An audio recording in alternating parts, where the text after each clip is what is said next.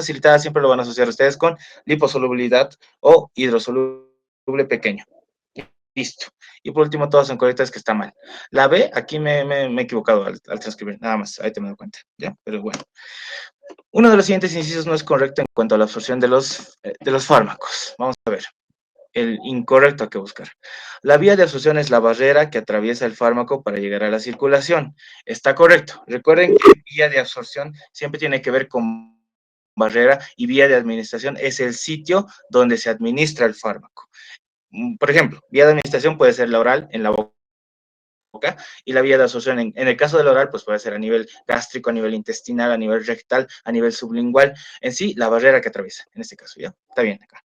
Una vía de absorción, dice acá, son los alvéolos pulmonares. Esto es correcto, porque sí, los alvéolos pulmonares absorben. Vía de administración es el sitio por donde se suministra el fármaco, lo acabamos de decir. La vía endovenosa es solo vía de absorción. Este en todo caso sería el incorrecto, porque ustedes saben que la vía de intravenosa es solo vía de administración, no así de absorción. Si recuerdan bien en el primer tema, no. Sí, el primer tema está que la vía intravenosa es simplemente o llanamente de administración y no de absorción. Entonces, esta vendría a ser la incorrecta, ¿ya? Luego todas las demás son verdaderas. Luego tenemos, señale el inciso correcto. Aquí hay que buscar el correcto. Todos los medicamentos no unidos a proteínas plasmáticas pasan fácilmente la barrera hematoencefálica. Dice, medicamentos no unidos a proteínas. ¿Eso qué quiere decir? Medicamentos que están libres pasan fácilmente la barrera hematoencefálica. Esto no es tan sencillo, es cierto, ¿sí? Porque, bueno, la barrera hematoencefálica para empezar es difícil de traspasar. La fracción del fármaco libre en el plasma solo se elimina por filtrado glomerular. Fracción del fármaco libre en el plasma solo se elimina por filtrado glomerular. Es correcto. ¿Ya? Entonces, ya hemos encontrado el correcto. Podemos pasar con el siguiente. Pero vamos a leer los demás. La fracción del fármaco unido a proteínas plasmáticas al quedar libres son directamente excretados. Esto no es de todo cierto. Bueno, la competición entre dos fármacos por la unión a proteínas plasmáticas es clínicamente significativa si esta unión a proteínas es arriba del 80%. Igual es correcto. En este caso, pues como pueden ver, hay como tres correctas, pero para ¿cómo decirlo? Para el patrón de ese año, pues era el D, ¿ya? Igual, lo que les dijo ¿cómo se llama? El auxiliar Marcelo, hoy día que la unión a proteínas siempre es importante cuando es arriba del 80%. Bueno, aquí, uno que dice, uno de los siguientes incisos no corresponde a las características de los CIP P450, citocromos P450, tema de metabolismo. Uno dice, inciso A, los CIP son monoxidasas. Esto es correcto, dice en el libro, son monoxidasas. Los CIP P450 absorben la luz a una longitud de onda de 450 milímetros. Este viene a ser el incorrecto. ¿Por qué? Recuerden que es 450 nanómetros, no es milímetros, nanómetros. Y en este caso, este es el incorrecto. Entonces, ¿para qué leer las demás? Dice, ¿existen más de 100 citocromos en el ser humano? Sí, eso es correcto. Los citocromos metabolizan más de 250.000 xenobióticos ambientales, también es correcto. Las enzimas de los citocromos son hemoproteínas. Recuerden que los citocromos estaban compuestos pues, de hemoglobina prácticamente, de hierro, y pues prácticamente eso. Entonces son hemoproteínas por eso. Pero aquí lo incorrecto, pues, porque le han puesto una M, es el incorrecto, ¿ya? Entonces, atentos con esos detalles. Dice, señale el inciso correcto. Señale el inciso correcto. CIP son bioxidasas. De por sí ya está incorrecto, porque sabemos que son mono. Los CIP 3 a 4 representan el 70% de los citocromos intestinales y el 30% de los hepáticos. Ya, puede ser correcto. El CIP 3 a 4 es responsable del 100%.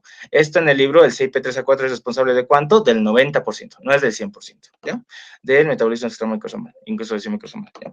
Los CIP son parte fundamental del metabolismo de fase 2. Recuerden que los citocromos, los CIPs, no son parte de fase 2, son de fase 1. Los de fase 2, pues prácticamente ahí está la glucoroconjugación, prácticamente todos los que son conjugación, acetilación, metilación, N-acetilación, etcétera, etcétera. Pero en acá, netamente, los citocromos son de fase 1, porque son oxidasas. Las oxidasas, recuerden, los de fase 1 son oxidación, reducción y hidrólisis, esas tres, ¿ya? Y bueno, por último, ninguno es correcto. Entonces, en este caso, el correcto es este, ¿ya? CIP3A4 representa 70% de intestinales y 70% de hepáticos. Bien, 6. Los receptores de insulina son un ejemplo de receptor farmacológico de qué tipo. Esto en su libro está pues prácticamente como cuadros, si no recuerdan mal. Ahí en el tema de farmacodinámica hay cuadros con ejemplos de receptores. Entonces, el caso de los receptores de insulina son ejemplos de qué. Inotrópicos, nada que ver, ¿ya? Metabolotrópicos o los 7TM, tampoco. Intracelulares, pues tampoco, y con actividad catalítica, aquí sí entran, ¿ya? Los de insulina, al igual que los de, de las citocinas, son de actividad catalítica, ¿ya? Bueno, ninguno de ellos, pues nada que ver. Luego tenemos, uno de los siguientes incisos no es una característica de un receptor metabolotrópico. Está bien, estamos viendo farmacodinámica.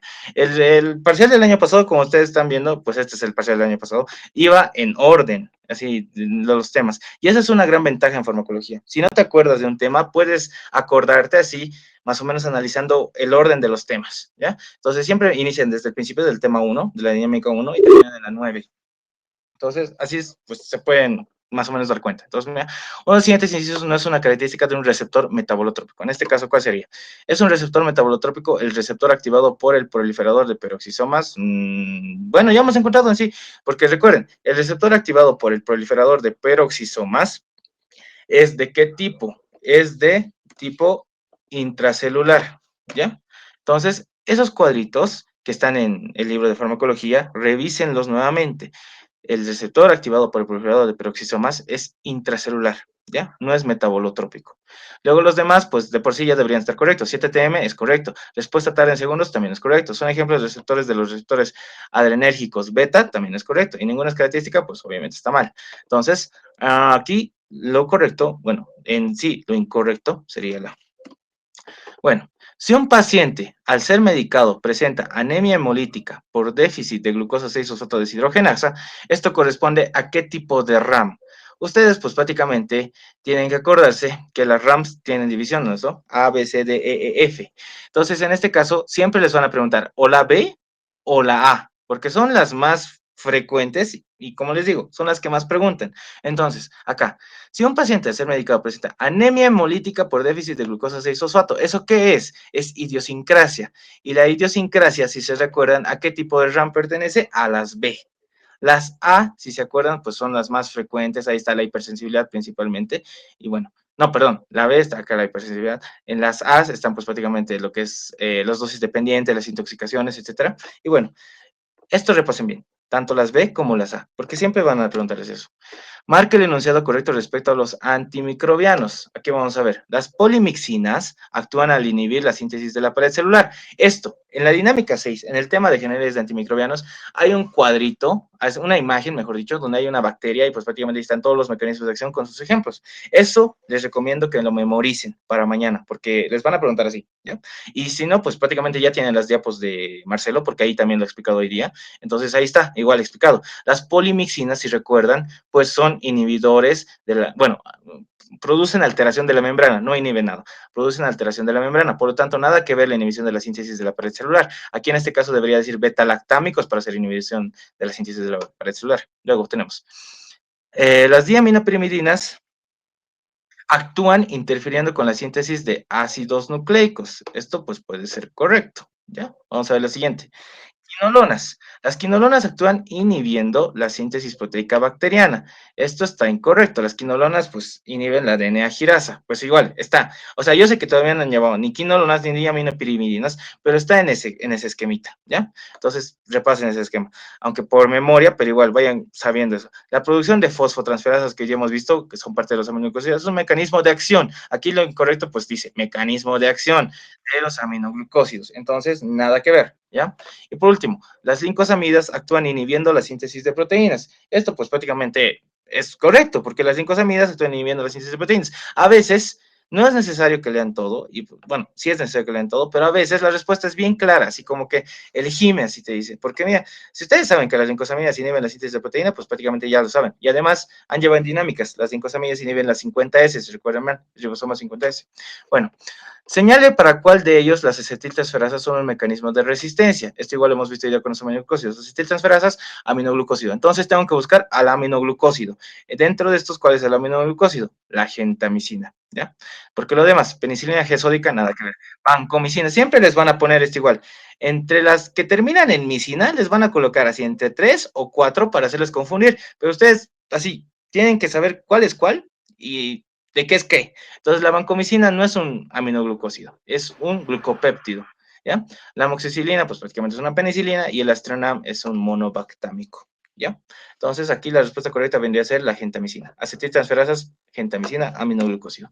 ¿En qué patología es eficaz la amoxicilina con ácido clavulánico? Amoxicilina con ácido clavulánico. Bueno, entonces aquí tengo que ver patologías, tengo que ver espectros de acción. ¿Ya? Entonces, el cólera está provocado por Vibrio cholerae. ¿El Vibrio cholerae es parte del espectro de acción de las amoxicilinas? Pues no, ¿ya? Linfogranuloma venéreo, ¿por qué está provocado? Por Clamidia trachomatis. Clamidia, si recuerdan bien, es una bacteria atípica. Las bacterias atípicas no las tratan las penicilinas. ¿Por qué? Porque no tienen pared. Entonces, nada que ver. Brucelosis es un gram negativo, pues provocado, entonces, nada que ver. ¿Ya? Herpes genital, el herpes pues es un virus, nada que ver un antibiótico con un virus, entonces nada que ver. Amoxicilina con ácido clavulánico, incluso ustedes sabiendo las indicaciones de la amoxicilina lo pueden contestar rápido, otitis media aguda, esa es, ¿ya? Otitis media aguda, está dentro de sus indicaciones de la amoxicilina con ácido clavulánico, entonces, ahí, directo, otitis media aguda, perdón, ya. Paciente de 30 años con diagnóstico de neumonía adquirida en la comunidad, agente Streptococcus pneumoniae, penicilino sensible. Streptococcus pneumoniae, penicilino sensible. ¿Cuáles de los siguientes esquemas sería el más recomendable? En aquí pues ya les están pidiendo farmacocinética. En el primer, bueno, en las penicilinas, en la primera hoja, les indica más o menos, ¿no ve? Qué penicilinas hay, etcétera. Algo que no les indican ahí, o bueno, sí les indican en la absorción, es por dónde se administran y cada cuánto. Entonces, sabiendo esa situación, ustedes lo podrían responder esto. ¿Por qué? Penicilina G benzatínica. La benzatínica se da por vía intravenosa, se da por vía intramuscular, pero solo se da una vez al mes. Entonces está incorrecto, porque dice cada 6 horas. La benzatínica, recuerden, una sola vez al mes. ¿Ya? Penicilina G procáinica, intramuscular, ya puede ser. Dosis única. La procáinica no tiene dosis única. Se da hasta 3 veces por día, entonces nada que ver. Sabiendo más o menos la farmacocinética, podrían responderlo, pero pues como les digo, está en la absorción de las penicilinas. Penicilina G sódica, intravenosa. La sódica siempre se da intravenosa cada 4 horas. Esta es la correcta, ¿ya? Entonces, con esto, ¿qué quiero hacerles recordar? La benzatínica es una vez al mes o dosis única. Entonces, aquí sería al revés. La benzatínica siempre es dosis única. La procaínica 3 veces al día. Y la sódica es cada 4 horas, ¿ya? Entonces, sódica 4 horas, aquí ya. Esta nomás. Fenoximetilpenicilina, la penicilina B, pues por vía oral sí se da, pero ya no es cada 24 horas y de hecho ya ni se utiliza, entonces no es como que entre nuestras opciones, ¿ya? Penicilina G potásica intravenosa cada 12 horas. La potásica y la sódica pues son lo mismo, entonces aquí debería decir 4 horas para que sea válido. Entonces aquí, ¿cuál sería lo correcto? Penicilina G sódica cada 4 horas. Esto recuerden, la benzatínica una vez al día, digo, una vez al mes, perdón, la procaínica 3 veces al día puede ser, y la sódica cada 4 horas sí o sí, ¿ya? Intravenosa incluso.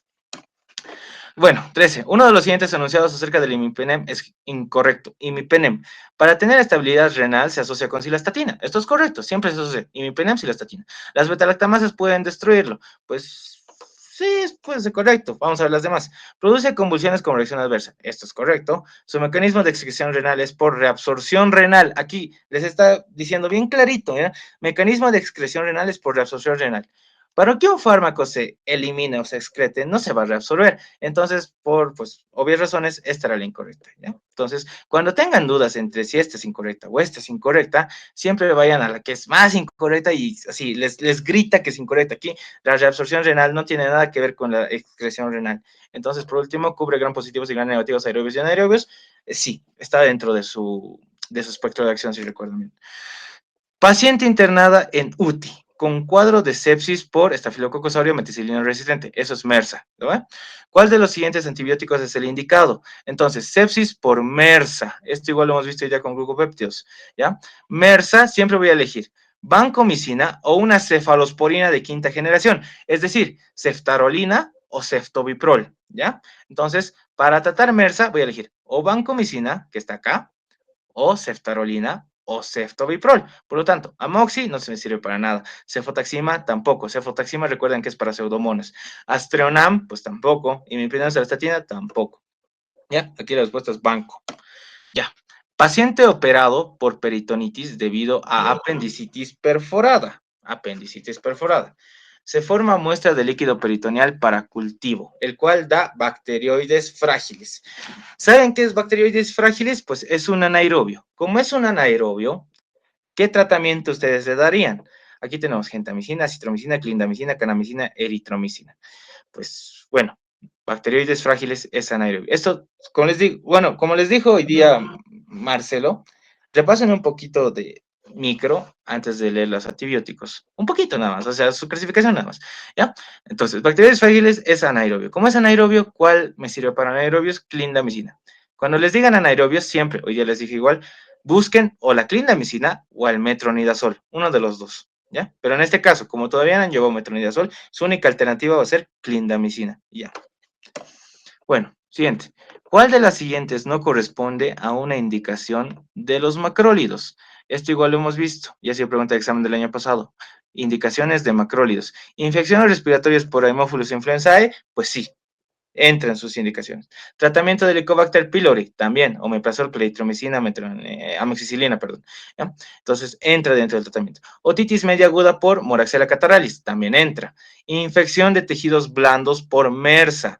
Cuando vean MRSA, es decir, estafilococcus aureus meticilino resistentes, ya les he dicho, o vancomicina o una cefalosporina de quinta generación. Esas dos opciones nomás tienen, ¿ya?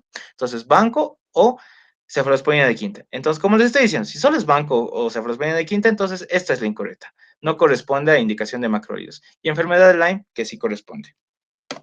Bueno, el modo y mecanismo de la acción farmacológica, el modo y mecanismo de la acción farmacológica corresponde a, aunque no lo crean, esto sí son preguntas de examen. Y de hecho, pues sería muy, no sé, muy raro que no lo respondan. ¿Por qué? Porque esto ya es del tema 1, son definiciones. Modo y mecanismo de la acción. ¿Quién estudia el mecanismo de la acción? La farmacodinamia. Recuerden, farmacocinética siempre va a ser ATME. Farmacotoxicidad, pues va a ser pues, las reacciones adversas. Farmacognosia, el origen de los medicamentos. Farmacoepidemiología, el mismo nombre lo dice, la epidemiología de los fármacos, no tiene más chiste. Y la farmacodinamia, pues prácticamente el modo y mecanismo de la acción. Entonces, aunque no lo crean, son preguntas de examen y son preguntas regaladas, que ustedes no la tienen que fallar, ¿ya?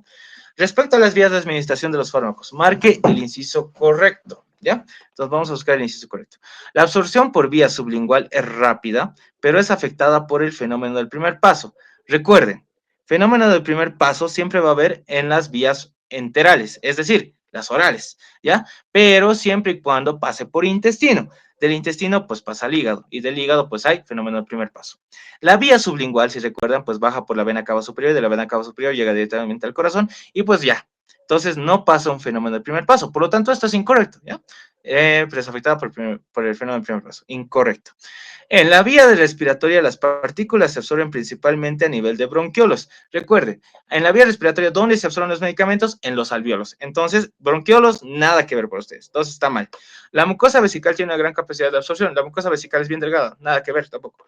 La vía subcutánea está clasificada como mediata. Ya vamos a ver, puede ser. La absorción vía intramuscular es más rápida y regular que la subcutánea.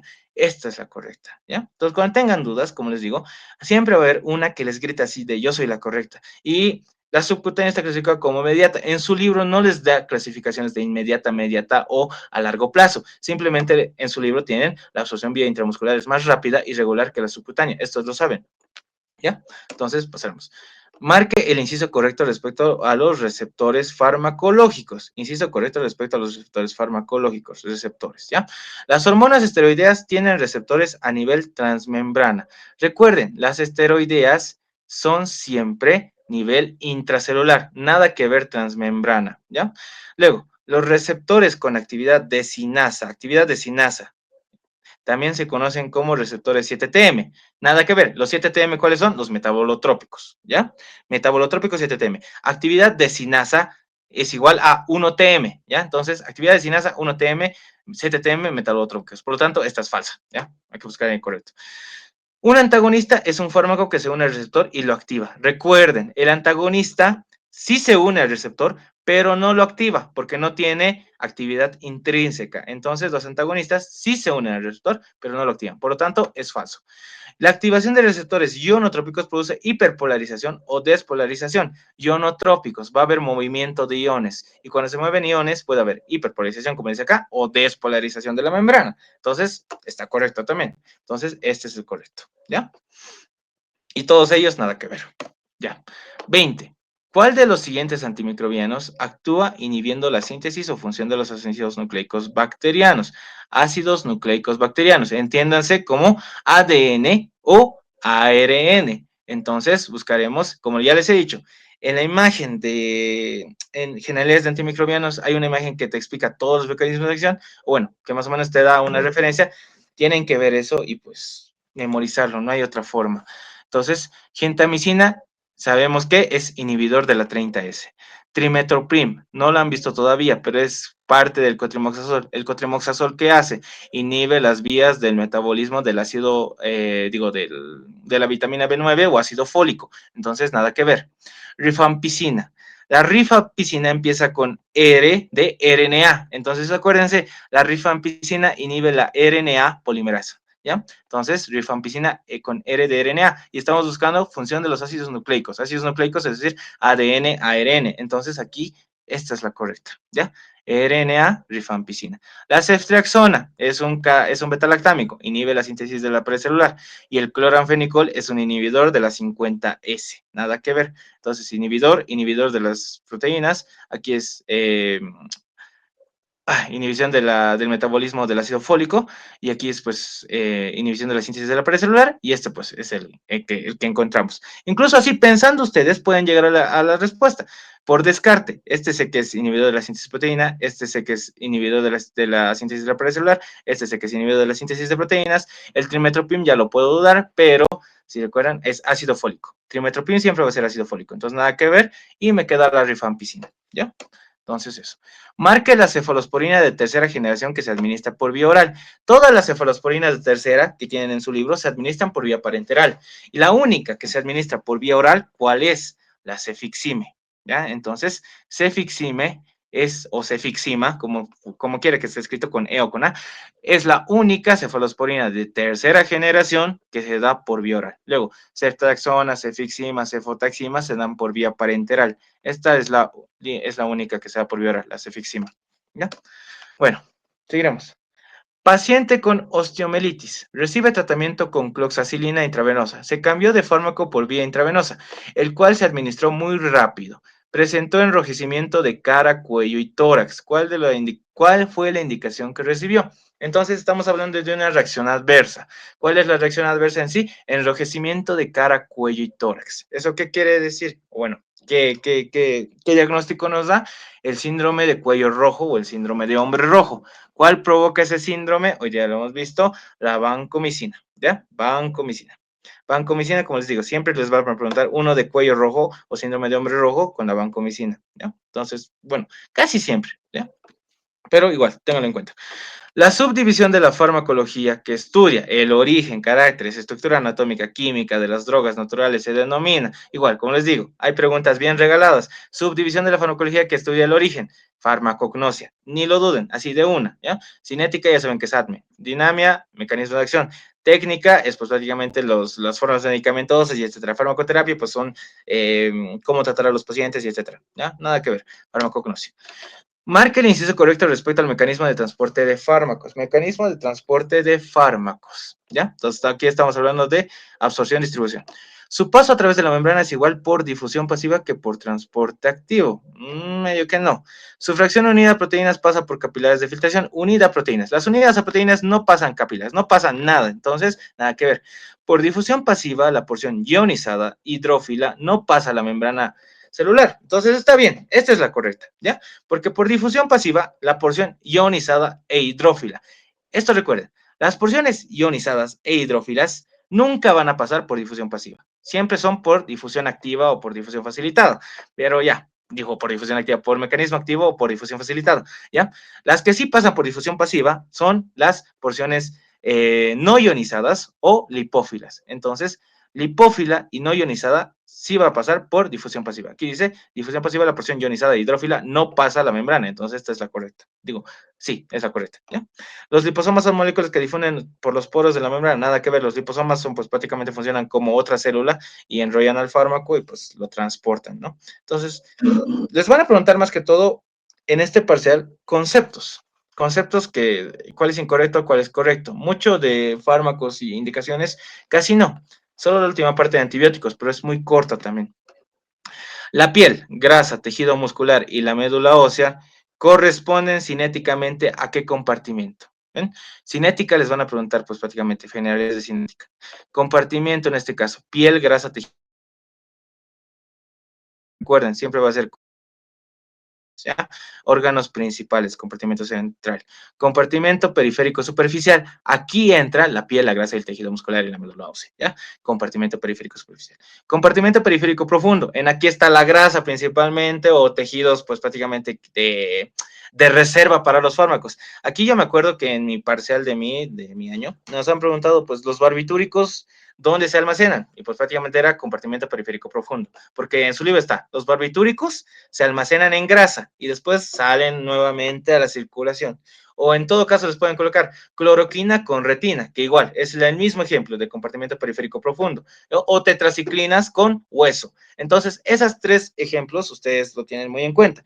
Ejemplos de compartimento periférico profundo: barbitúricos con grasa, tetraciclinas con hueso o dientes y cloroquina con retina. Esos tres ejemplos que están igual en su libro, en la parte de compartimento periférico profundo, lo tienen en cuenta, ¿ya? Entonces, los pueden preguntar. Pero aquí, piel, grasa, tejido muscular, compartimento periférico superficial. Dice, ¿cuál de las siguientes es característica de las reacciones de hipersensibilidad? Hipersensibilidad, alergia. ¿Corresponde a reacciones de tipo A? Nada que ver. Las A son, pues, dosis dependientes y todo lo demás. ¿Guardan relación con los efectos habituales del fármaco? Nada que ver, ¿ya? No guardan relación con efectos habituales del fármaco. ¿Se manifiestan con la primera exposición al fármaco? Nada que ver. Para que haya hipersensibilidad tiene que haber un periodo de sensibilización. Esa es la primera exposición al fármaco. Entonces, un paciente que tenga alergia a algo nunca se va a manifestar con shock anafiláctico o cualquier otra forma de hipersensibilidad a la primera exposición. Siempre es a la segunda, ¿ya? Por si les preguntan, ¿ya? Entonces, segunda exposición al fármaco, ahí sí se manifiesta. En la primera, nada que ver.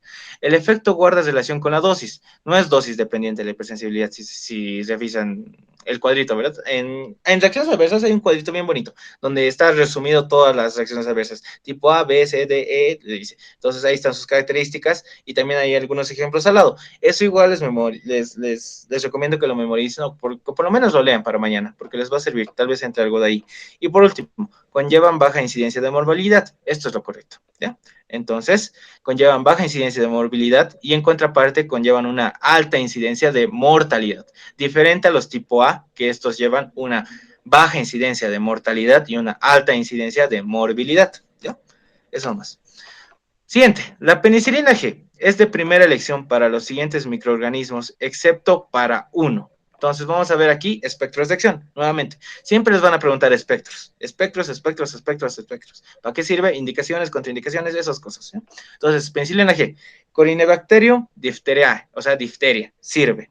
Streptococcus pyogenes, fiebre reumática, también me sirve. Clostridium perfringens y Clostridium tetani, los dos entran en el espectro de acción de la penicilina G, entonces normal. Neisseria gonorrheae, es decir, gonorrea.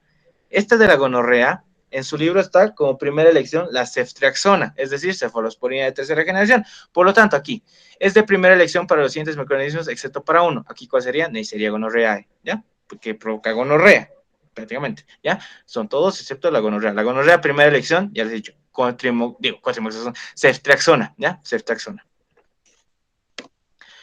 Si tendría que explicarle a un paciente diabético por qué no puede recibir insulina por vía oral, ¿cuál argumento elegiría? Entonces, esto tiene que ver con la parte de absorción, que ustedes pues ya lo han visto igual en la primera dinámica. Entonces, ¿por qué no se administra insulina por vía oral? Porque pues prácticamente, aquí como dice, los fermentos o enzimas digestivas la inactivan. Sí, sí, sí.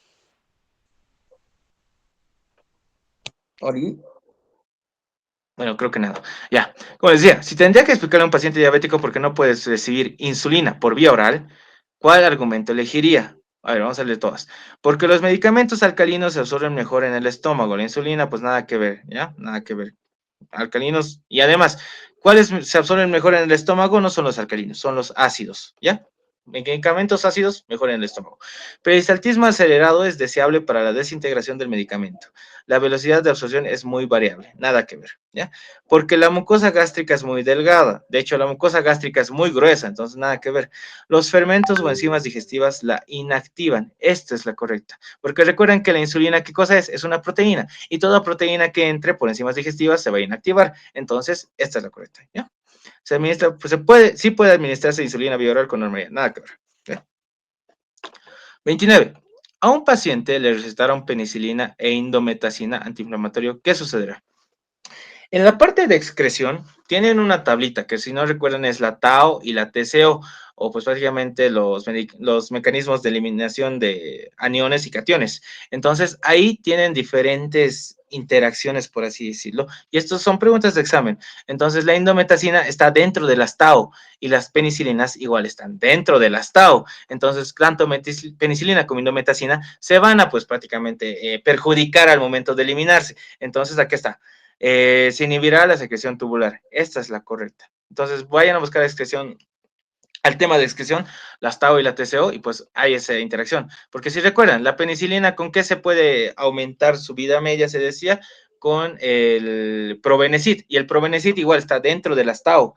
Por ese mecanismo de acción, pues igual, inhibe la secreción tubular y aumenta la vida media de la penicilina. Igual, lo mismo con la indometacina, inhibe la secreción tubular y aumenta la vida media de la penicilina. Entonces, lo demás nada que ver. ¿Aumentará la secreción tubular? No, pueden confundirse aquí, pero no. Recuerden, indometacina, penicilina, inhibe la secreción tubular. ¿Por qué? Porque pertenecen a la TAO, ¿ya? Entonces eso vayan a revisar, la TAO y la TCO. Altera su absorción, no se afecta en nada en secreción, nada que ver, ¿ya? Teniendo en cuenta la resistencia adquirida a los aminoglucósidos, ¿cuál de los siguientes es el menos vulnerable a la inactivación enzimática? Esto lo hemos visto hoy día también. Inactivación enzimática, es decir, fosfotransferasas, adeninotransferasas, acetyltransferasas, esas cosas, ¿ya?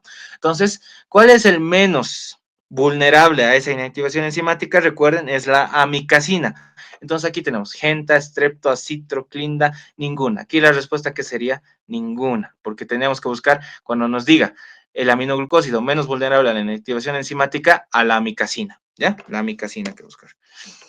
31. Uno de los siguientes enunciados sobre la excreción es incorrecto. Entonces, como les he dicho al principio, a veces ponen incorrecto y les ponen así opciones bien largas para leer y ahí pues tienen que achuntar directo, o sea, leer y estar seguros de si es correcto o es incorrecto. Entonces, aquí vamos a leer.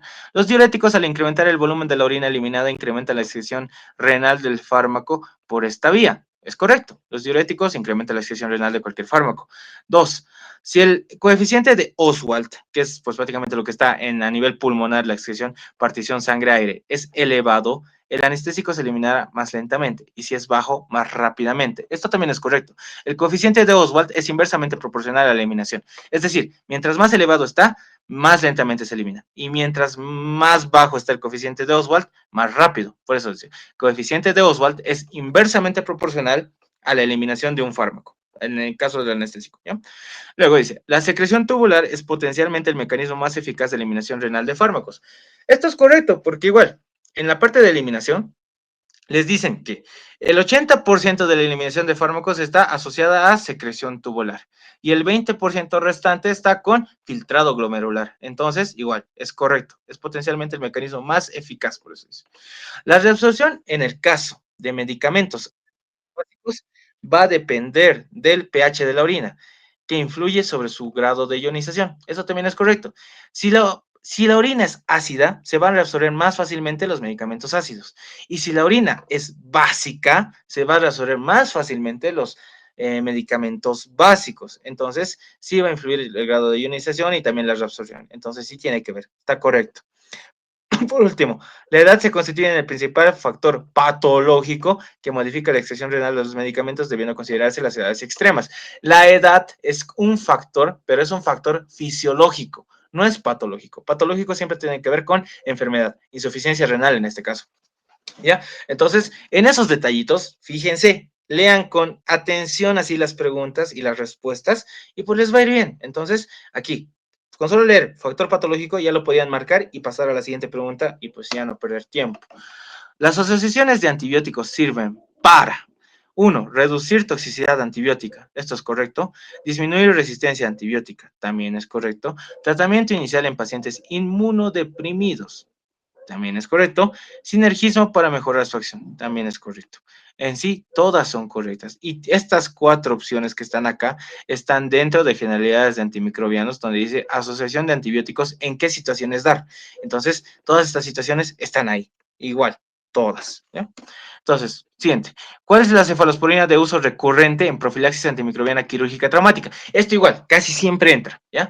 Cefalosporina de profilaxis antimicrobiana quirúrgica traumática. Profilaxis quirúrgica. ¿Qué cefalosporina doy para profilaxis quirúrgica? La cefasolina, ¿ya? No lo piensen mal, no lo piensen más.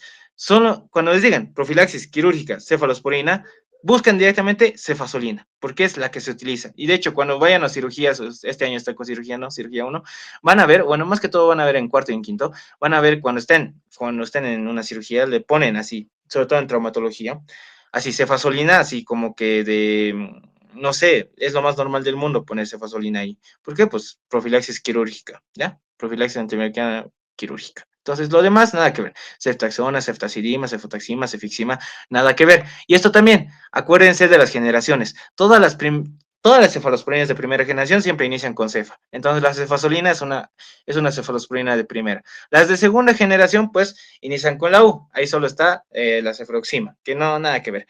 Las de tercera, pues, ya son medio variadas, ¿no? Empiezan con T, empiezan con O, empiezan con P, empiezan con I. Entonces, son las más variadas. Entonces, solo acuérdense de eso. Las de cuarta empiezan con E. Por ejemplo, la cefepime. Entonces, cefepime es la única de cuarta, ¿ya? Ya, sigamos. Entre las indicaciones de la penicilina G están, inciso A, erisipela, sí, me sirve para la erisipela. Inciso B, neumonía por Mycoplasma pneumoniae, ¿ya? Entonces, igual, recuerden las bacterias. Mycoplasma es atípico. Como es atípico, no tiene pared. Si no tiene pared, ¿la penicilina me servirá? No. Entonces, todos los microorganismos que no tienen pared, Mycoplasma, Ureaplasma, Clamidia, Legionella, esos cuatro, pues no me va a servir la penicilina. Sus neumonías no me va a servir para nada. Entonces, nada que ver esto. Tuberculosis pulmonar. En la tuberculosis no se utiliza penicilina, ¿ya? Cólera, tampoco. Gonorrea. Hace rato les he dicho que la primera elección para gonorrea, ¿qué es? Ceftriaxona. Entonces, aquí la única que es indicación es la erisipela, que está provocada por Streptococcus pyogenes, ¿ya? Streptococcus pyogenes es sensible a la penicilina G todavía. 35. Uno de los siguientes antibióticos se utiliza como medicamento de primera línea en una faringoamigdalitis estreptocócica en caso de tener alergia a la penicilina. Cuando digan alergia a la penicilina, ¿qué tengo que buscar primero? Eritromicina o cualquier macrólido que esté ahí, pero que sea macrólido. En este caso nos han dado la opción de eritromicina, entonces directamente eritromicina. Dicloxacilina es una penicilina, cefixima es una cefalosporina, minociclina es una tetraciclina que todavía no han llevado, amicacina es aminoglucósido. Entonces, estas dos pueden generar reacción cruzada y pues generarle un shock anafiláctico, cualquier situación de hipersensibilidad al paciente. Entonces, nada que ver estas nada que ver, pero en caso, como dice acá, de tener alergia a la penicilina y tener sobre todo faringoamigdalitis estreptocócica, que utilizo eritromicina, de primera elección. Digo de segunda, en todo caso, cuando hay una alergia a la penicilina. El margen entre efecto deseado y los efectos tóxicos de un fármaco se denomina margen entre efecto deseado y efecto tóxico, ¿ya? Entonces vamos a ir viendo uno por uno. La potencia, pues prácticamente viene relacionada con la dosis, nada que ver, potencia es igual a dosis, ¿ya? Actividad intrínseca, pues prácticamente es el efecto que hacen, la eficacia, en todo caso, ¿ya? El efecto, nada que ver. Índice terapéutico, esto es lo que más se asemeja a esto. El índice terapéutico, se recuerdan, es la dosis letal entre la dosis efectiva. Entonces, aquí está, el margen entre el efecto deseado, que sería la dosis efectiva, y los efectos tóxicos, que sería la dosis letal de un fármaco, se denomina índice terapéutico. Y no buscan más. Biodisponibilidad, nada que ver. Eficacia, nada que ver. Pasaremos. Los antimicrobianos pueden causar reacciones de hipersensibilidad. Identifica el grupo que con mayor frecuencia produce alergia. Esto igual está en generalidades. ¿Y cuál es el grupo que produce con mayor frecuencia alergia? Las penicilinas. Entonces buscamos penicilinas acá. No hay. ¿Cuál es el segundo grupo después de las penicilinas? Las sulfonamidas, ¿ya? Entonces, primer lugar, con corona, sí, le ponen, si quieren, las penicilinas. Después de las penicilinas, ¿qué viene? Las sulfonamidas, ¿ya? Y luego ya, cualquiera, ¿ya? Pero esas dos son penicilinas y luego las sulfonamidas. Indique el enunciado incorrecto respecto a monomactámicos. Monomactámicos estamos hablando de Astreonam. Inciso A. Su espectro de actividad se limita a bacilos gram negativos. Esto es correcto. De hecho, su espectro simplemente es reducido y solo actúan frente a bacilos gram negativos, ¿ya? Tiene actividad contra bacilos gram positivos anaerobios. Nada que ver. De hecho, los gram positivos anaerobios son resistentes intrínsecamente a los monobactámicos, entonces no me va a servir. Entonces ya no leo los demás porque he encontrado lo incorrecto, ¿ya? Pero es similar al de los aminoglucósidos. Estos, los aminoglucósidos, ¿contra qué? Pues prácticamente van contra bacilos gram negativos aerobios. Entonces, se parecen. Penetran bien la barrera hematoencefálica cuando hay procesos inflamatorios. Cuando hay procesos inflamatorios, es decir, meningitis, cualquier antibiótico puede penetrar bien. Entonces, pues igual, está correcto, ¿ya? Cuando hay meningitis o cualquier proceso inflamatorio, cualquier antibiótico entra.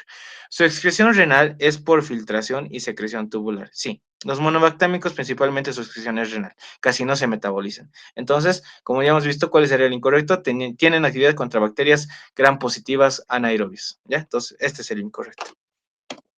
39. Indica el enunciado correcto acerca de los aminoglucósidos. Streptomicina y gentamicina no producen efectos vestibulares. Entonces, esto medio que está incorrecto porque sí producen efectos vestibulares. De hecho, producen laberintitis, romper positivo y etcétera, etcétera. Y de hecho, streptomicina y gentamicina son los más ototóxicos vestibulares, ¿ya? ¿Cuáles son los más ototóxicos? Cocleares, la canamicina, la micacina y la neomicina, que igual está en las diapos que les he mandado, porque eso no está en su libro. Entonces, tal vez les pregunten. La nefrotoxicidad se debe a la acumulación en el contorneado distal. Justo les decía hoy día, es pregunta de examen, ¿ven? Como les he dicho. Indica el enunciado correcto. Entonces, hay que buscar el correcto. Entonces, no producen, esto está incorrecto. El túbulo contorneado distal está incorrecto. La resistencia se produce enzimas inactivadoras como las adeniltransferasas. Esto igual está correcto. Este es el correcto en sí, ¿no? La resistencia a adeniltransferasas. Ya, seguiremos hablando de los más. La neomicina se absorbe por vía gastrointestinal en un 90%. Por vía gastrointestinal, los aminoglucósidos nunca se absorben. Siempre es vía parenteral, ¿ya? Entonces les van a colocar así: incorrecto, incorrecto, correcto, así. Entonces, esto es incorrecto. No tienen actividad antimicrobiana sobre bacilos gram negativos anaerobios. De hecho, es su único, bueno, no es su única indicación, pero es sobre lo que más actúan, ¿ya? Bacilos gram negativos aerobios. Entonces, este no lo vuelve incorrecto. Entonces, ¿cuál es el correcto? La resistencia se produce por enzimas inactivadoras como adeniltransferasas. Y bueno, ya habremos terminado con esta parte. No sé si tienen alguna duda o consulta para mañana ya. Esto ya, pues prácticamente es repasar lo que hemos visto en la mañana, digo en la tarde, con el repaso de los auxiliares.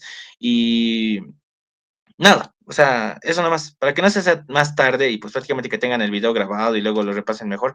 Y igual les voy a mandar estas diapositivas para que los repasen. Igual a su representante le voy a mandar por Telegram todos los pasados que tengo para que igual lo vean. Y ya, con eso sería pues todo lo que toda esta reunión de pasaditos, ¿ya? Entonces, no sé si tienen alguna pregunta, duda, consulta. Eh, Hoy día, bueno, esta reunión simplemente es para, o sea, darles los puntos así, eh, en los cuales enfocarse, porque yo sé que hoy día se van a, no sé, se van a amanecer estudiando, como tal vez para fisiopato, pero fármaco igual, amanezcanse estudiando, yo sé que lo van a hacer. ¿Por qué? Porque es importante. Entonces, aprueben esto, ¿ya? No es difícil farmacología, ustedes van a poder, yo sé que sí. Entonces, nada, si tienen alguna duda, consulta, me dicen nomás igual por WhatsApp, si es que tienen mi número, y si no, pues igual lo tienen ahí, entonces, bueno, igual bueno, sí, les he dado el primer día, pero igual, si tienen alguna pregunta, me avisan nomás. ¿Qué más les quería decir? No, nada más, chicos. Estudian esta noche, igual ya tienen el video, supongo que lo han grabado. Les voy a mandar las diapositivas igual con las preguntas, les voy a mandar los pasados demás, etcétera. Y bueno, estudien, no es un parcial difícil, mañana lo van a romper, entonces tranquilos, vayan a estudiar. ¿Sí? Ya no les molesto más.